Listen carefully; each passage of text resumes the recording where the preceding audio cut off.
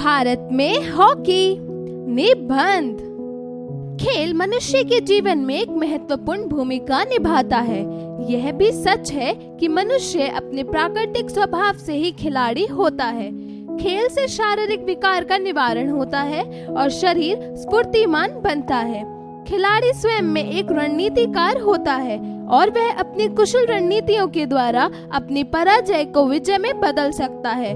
परंतु खेल जगत में हुई पराजय भी मधुर होती है। खेलों से मानसिक, बौद्धिक और शारीरिक विकास होता है। अतः मानव स्वास्थ्य के लिए खेल कूद को अति आवश्यक माना गया है। हॉकी भारत का एक अति प्राचीन खेल है। एक समय तो ऐसा था जब हॉकी में भारतवर्ष का एक स्थान विश्व में सबसे ऊपर था। हॉकी के इतिहास में आज भी भारत के महानतम खिलाड़ी ध्यानचंद को याद किया जाता है। ऐसा माना जाता है कि भारत ने हॉकी के खेल को इंग्लैंड से अपनाया था और देखते ही देखते ये हमारा राष्ट्रीय खेल बन गया। विश्व में भारत को अनेक क्षेत्रों में प्रसिद्धि मिली है, जिसमें से हॉकी भी एक है। भारत में सन 1925 में भारतीय हॉकी संघ की स्थापना की गई थी।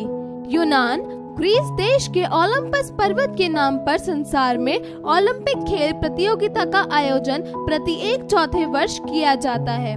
इस प्रतियोगिता में भारत के हॉकी टीम ने सन 1928 ईस्वी से सन 1956 ईस्वी तक 6 बार विश्व विजेता होने का गौरव प्राप्त किया है। सन 1960 ईस्वी में पाकिस्तान ने भारत पर विजय प्राप्त की, परंतु सन 1964 ईस्वी में होने वाली प्रतियोगिता में भारत ने पुनः अपना खोया हुआ गौरव प्राप्त कर लिया। ओलंपिक प्रतियोगिता में पहली बार सन 1928 में भारत हॉकी के मैदान में उतरा था। प्रसिद्ध हॉकी खिलाड़ी मेजर ध्यानचंद ने संसार के बहुत से देशों के हॉकी दलों को पराजित करके भारत की विजय पताका फहराई थी। तभी से ध्यानचंद हॉकी का जादूगर नाम से प्रसिद्ध हुए। मेजर ध्यानचंद की खेल प्रतिभा ने जर्मन तानाशाह हिटलर का दिल भी जीत लिया था।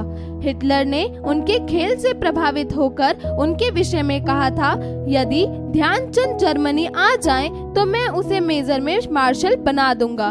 भारत के बलबीर सिंह सन 1952 ईस्वी में हेलसिंकी में आयोजित ओलंपिक प्रतियोगिता में विश्व के सर्वश्रेष्ठ खिलाड़ी घोषित हुए थे। रूप सिंह, किशन लाल, बाबू दिग्विजय सिंह आदि खिलाड़ियों को पूरा विश्व आज भी याद करता है।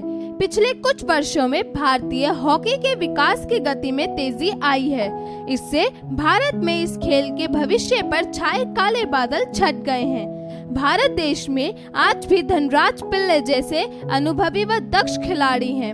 वे देश के नवयुवकों को हॉकी का प्रशिक्षण देकर एक सशक्त और मजबूत दल तैयार कर सकते हैं।